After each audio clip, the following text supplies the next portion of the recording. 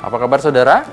Senang sekali saya Bambang Kalitus menjumpai Anda lagi dalam program Sapa Redaksi on Location. Saudara, pada episode kali ini kita ingin mengupdate terhadap kasus kekerasan terhadap anak yang terjadi di bulan yang lalu atau beberapa minggu yang lalu, tepatnya di Denpasar. Ini menjadi sorotan kita bersama karena korban masih di bawah umur, bahkan 4 tahun. Nah, pada kesempatan ini kita ingin tahu dan kita ingin belajar dari kasus ini, apa yang harus kita lakukan. Untuk itu, pada kesempatan kali ini saya nanti akan mengunjungi Ketua KPPAD Bali untuk mengetahui update terakhir terhadap kasus ini pasca rilis dari Polresta Denpasar. Sekaligus kita akan melihat dari sudut pandang psikologi bagaimana memperlakukan korban-korban, anak-anak yang menjadi korban ini supaya mereka bisa hidup normal kembali untuk menata kehidupan selanjutnya. Ikut saya dalam Sapa Redaksi on Location.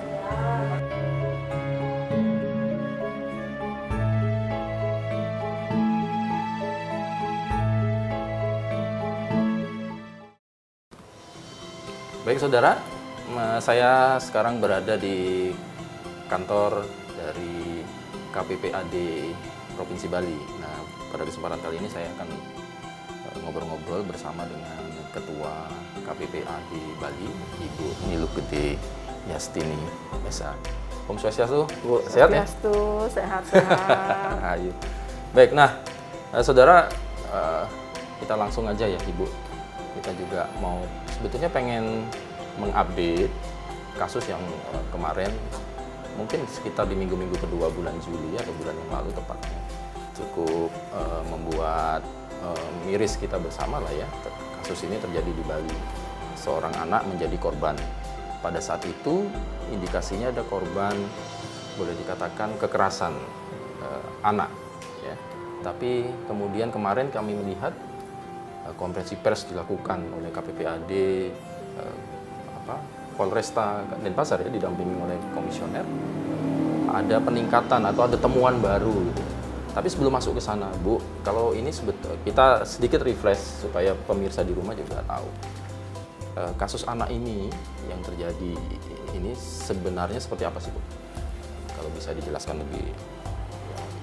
Iya, kasus anak ini awalnya kan anak ini ditemukan di jalan oleh warga di Denpasar, di Sidokaryo, kemudian diambil warga berinisiatif, kemudian membawa anak ini melaporkan pertama ke BPBD, kemudian oleh BPBD dan warga setempat dibawa ke rumah sakit Bangaya. Sudah mendapatkan perawatan dan kemudian kita semua mengetahui bahwa memang anak ini adalah korban kekerasan.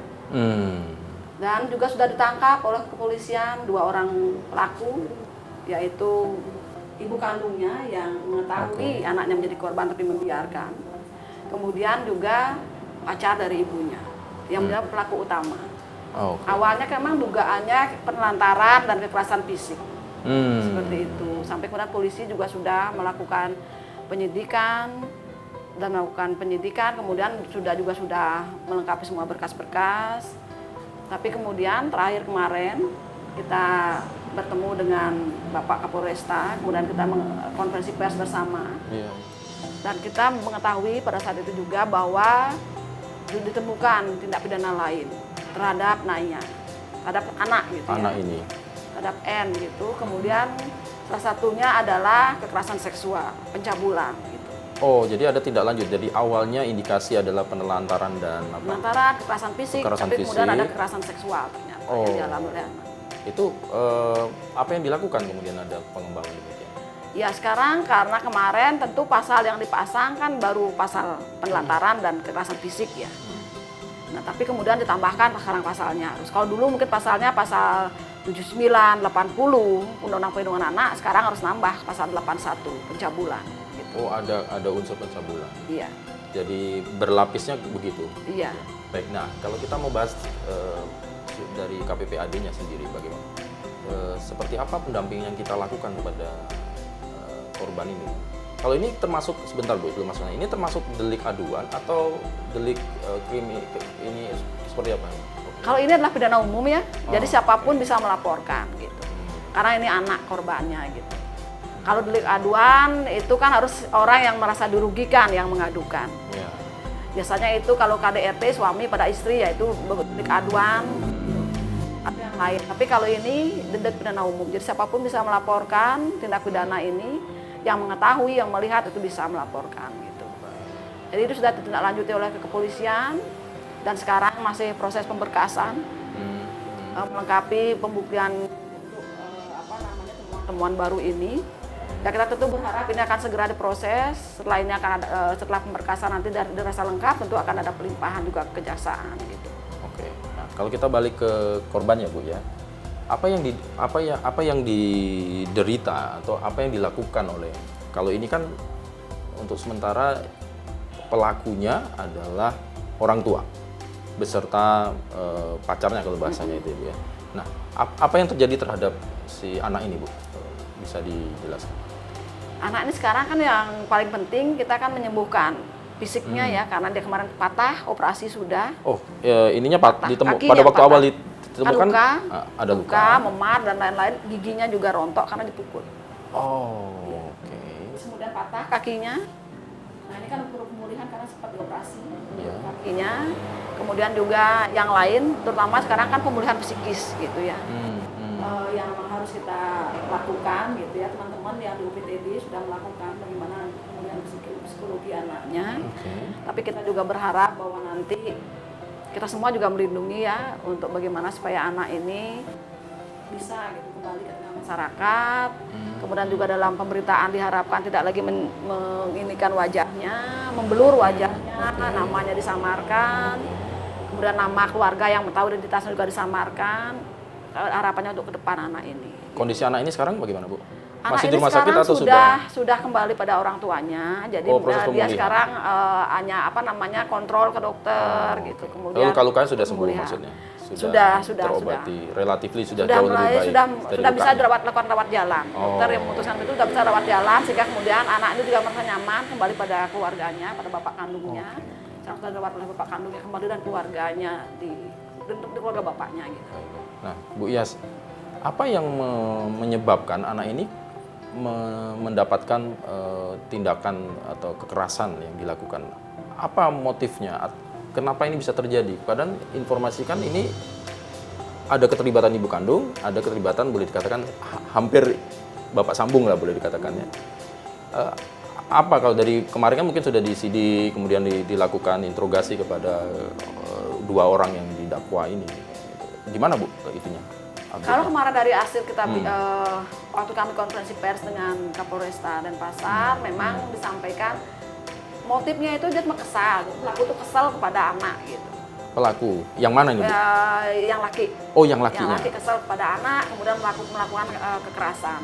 Nah, yang perempuan, ibu kandung anak itu tidak berani kepada pacarnya, karena dia merasa hubungan love gitu ya, jadi maksudnya ketergantungan pada yang laki, kemudian yang merasa lakinya ini adalah laki yang mungkin hero bagi dirinya gitu ya, sehingga dia tidak melakukan apa-apa ketika anaknya mengalami kekerasan. Jadi tidak berani melakukan apa-apa dan mendiamkan.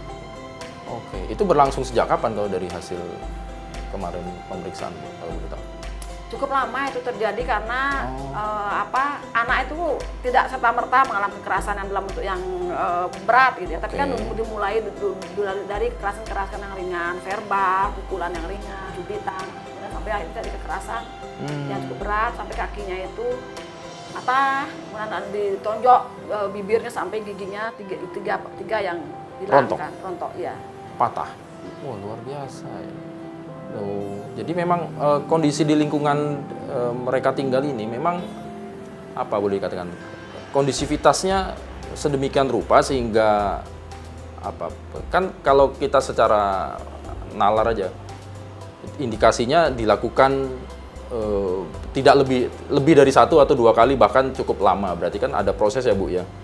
Apakah anak itu menangis atau apakah anak itu ini seperti apa, kemudian apakah lingkungan itu memang mensupport untuk orang tidak ingin bodoh amat apa yang terjadi di sana, atau seperti apa sih Bu kalau dari pengangkatan kemarin, informasi yang kita dapat dari lingkungan bagaimana Bu tempat mereka ini?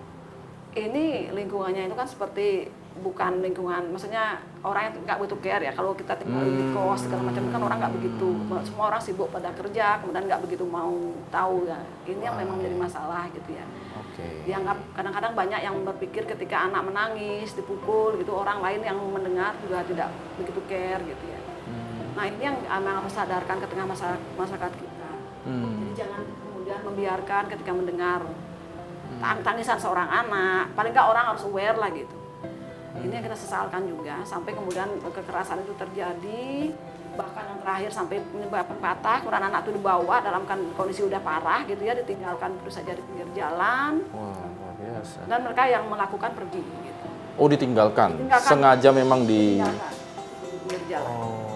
Makanya kemudian ditemukan oleh masyarakat di Denpasar ini, kemudian masyarakat melaporkan ke BPBD, sampai akhirnya anak itu dibawa ke rumah sakit. Karena memang ditemukan di pinggir jalan seorang diri. Oke.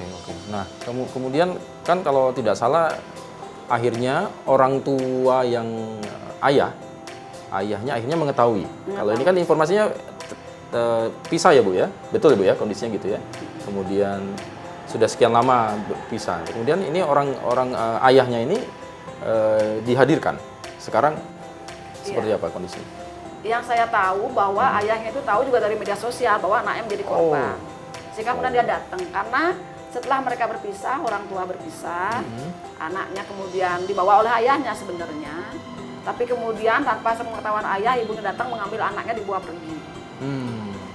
Ya akhirnya setelah itu ayahnya putus, setahun itu ayahnya putus komunikasi dengan anak, jadi lost kontak dengan anak, lost kontak juga dengan mantan istri, sampai kemudian ayahnya melihat berita di media sosial ada anak yang mengalami kekerasan dengan nama N. Dilihat wajahnya, oh itu anaknya, karena kemudian datang langsung ke rumah sakit Angayua saat itu. Ini mungkin untuk ini juga lah ya, pengetahuan dan pembelajaran kita bersama. Jadi memang ternyata kasus seperti ini kadang-kala hanya 1-2 meter dari tempat tinggal kita gitu, karena kurang care-nya kita, akhirnya ini terjadi dan ada tindakan yang tindak pidana, ini boleh dikatakan kekerasan anak, apalagi ini khususnya Bu ya. Nah, nanti kita akan bahas lagi Bu, kira-kira mereka ini kita giring kemana kepada pelakunya ini. Kalau dari KPPAD-nya supaya tidak salah pasal-pasal yang diderakan gitu Bu ya. Baik. Saudara, kita akan lanjutkan lagi Sapa Redaksi On Location bersama Ketua KPPAD Bali setelah yang satu ini.